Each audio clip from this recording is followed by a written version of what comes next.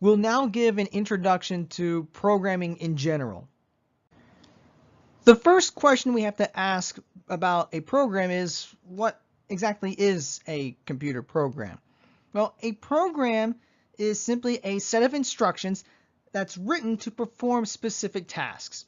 So just to give a couple of examples, we could have a word processing program like Microsoft Word, for example, that's used to write letters, papers, books, reports, resumes. We have Excel that we can use. That's a program that allows us to organize calculations and data for businesses or organizations or personal use.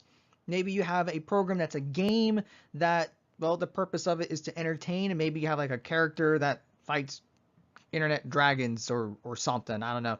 But we have these different programs that perform different tasks. And what we're going to be talking about are two different types of programs. We have what are called system programs, which, as we're going to see, involve doing stuff with the system. And then we have application programs, where we're going to see that it's just simply programs that the user interacts with. So system programs essentially control the computer. So there are several different types of system programs out there where the purpose of it is to help manage the computer system and to take care of the main operations of it. Things like handling input, outputs, and so forth. Now, the most common system program that you've dealt with is what's called the operating system. And this is in fact the first program that's loaded when you turn on the computer. There's this bootstrap program that handles this boot sequence, and its primary task is to load the operating system into main memory and then start running the instructions there. So if you're running Windows, for example, it'll bring in the Windows operating system, and then it'll load up on your screen so you can log in and interact with Windows. Now, the operating system is that key system program that you use that pretty much does all sorts of things for the system. So it's going to monitor the overall activity of the computer. So it's going to look at things like how much RAM are you using, how much memory is stored in all your storage devices. It's going to provide several services for you. So things like memory management. So if you start using more memory than it's comfortable with, it's going to let you know that you're close to running out of memory. It's going to handle the input-output activities. So for example, when we mentioned about typing stuff on the keyboard and that data gets sent to the main memory, well, how's that done? And that's through the operating system. The operating system has these different drivers for all the input and output devices. So when you actually type something, it gets sent to the driver, and that driver gets sent, the data from the driver gets sent to the operating system, and then the data goes from the operating system to the main memory. So you can think of the operating system as kind of like this middleman between your input-output devices and the actual system itself. And then it'll also take care of storage management. So whenever you're in your hard drive and you want to create files or add files or remove files, actually I think I said create and add twice, modify files, anything you want to do with files, the operating system takes care of all of that. So the operating system does a lot of things for our computer system. And then it also has a special program that allows us to organize the secondary storage. That way it's accessed very conveniently, because the way our storage devices are actually set up is it's basically a disk where it rotates, and you have this little head that reads different parts of the disk as it's rotating. Now, if we didn't have the operating system, trying to navigate around and trying to find a particular sector or spot in the disk for reading a particular file can be quite tedious.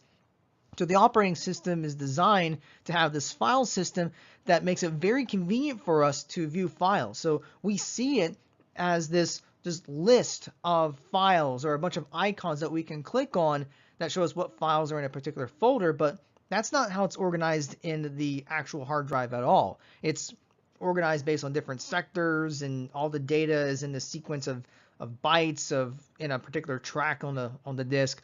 But the operating system has a way to make it easier for us to be able to navigate and use the files in our system.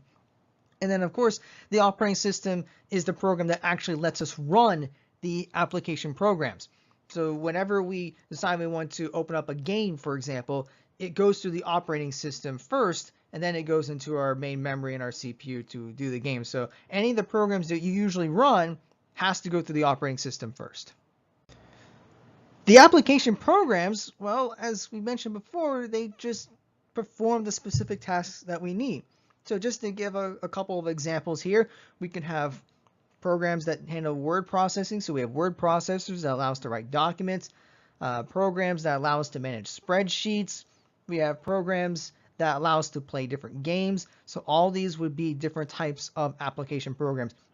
Basically anything that is not a system program, any program that you would normally install on your computer to interact with, that is an application program.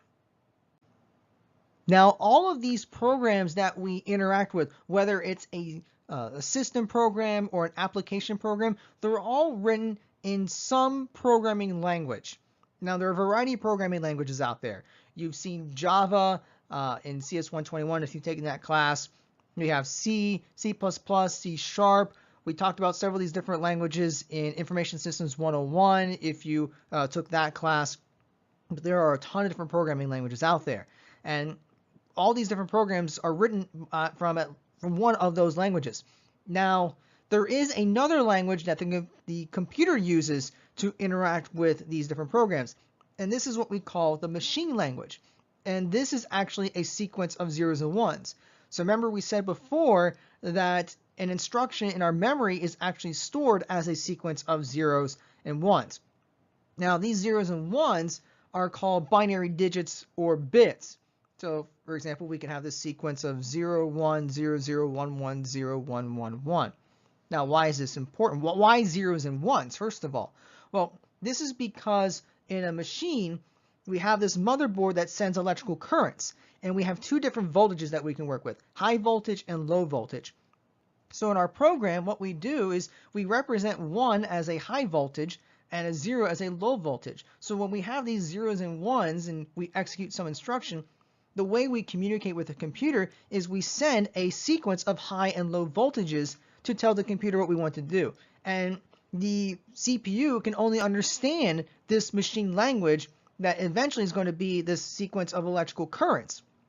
So what we end up doing is we write a program on a higher level language that we understand, like Visual Basic or Java or C++, and then it gets converted into this machine language. That's where compilers come into play. We talked about that before in other classes, where it handles the translation from a high-level programming language into the machine language that the computer actually understands. The last thing we'll talk about for now is the fact that Visual Basic is the language that we're going to be using in this class. We've talked a little bit about in pretty much what Visual Basic is. It allows us to write programs for Microsoft Windows. And it's worth noting that Visual Basic is an object-oriented programming language. Now, if you've taken the Java classes, if you've taken CS 121 or 122, you should already be familiar with how object-oriented programming languages work. Now, if you don't remember, the idea with it is that in an object-oriented programming language, we have these components that are called objects. And the way we would decide what an object actually can do would be, we would store them in what are called classes. And what we can do is decide how these objects interact with each other. So each object would have its own set of data or attributes, and it would have a set of operations or methods that would be combined into this single unit that we call a class. So in Visual Basic, for example, if I have like a text box, that's an object. And this object has different sets of data, like the text of the text box that we would actually type in there. Maybe there's some label or some name associated with that text box. That way we can uniquely identify it over any other text box we would have. And then maybe we have some operations with that text box. So maybe we can store stuff with it, or maybe we can have it appear different places. But in Visual Basic, we're going to have all these different form features, these little buttons and radio buttons and menus and text boxes and icons, and all these can be considered objects of particular classes. And what we'll see is we can use object-oriented programming to decide what data is going to be stored in there and how they're going to actually interact with our programs.